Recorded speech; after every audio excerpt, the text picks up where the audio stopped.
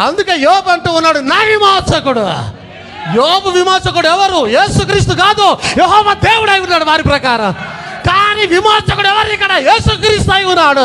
దేవుడు ఒకడే, ఇద్దరు లేరు, ముగ్గురు లేరు, దేవుడు ఒకడే.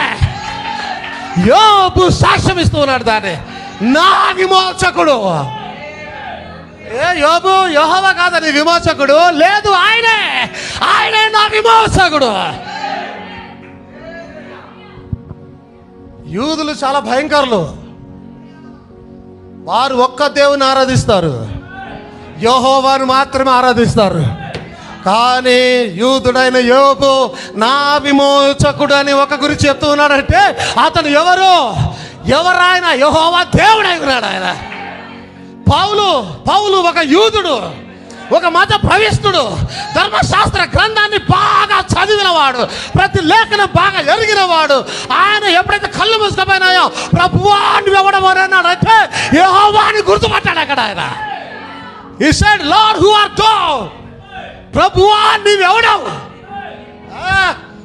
ఆయన అన్నాడు, నువ్వు హింసించిన యెహోవాను కాదు, నువ్వు హింసించిన యేసును.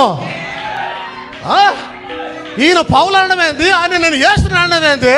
నా విమోచకుడు సజీవుడు ఎవరంటే యేసుక్రీస్తు అక్కడ. కానీ ఆయన యెహోవా అయి ఉన్నాడు, ఆయన పరిశుద్ధాత్ముడు అయి ఉన్నాడు. ఆయన దేవునికి స్తోత్రం కలుగును గాక. వారికి ప్రత్యక్షత ద్వారా తెలుసు వాగ్దాన దేశంలోనే పునరుత్థానం జరగబోతా ఉన్నది.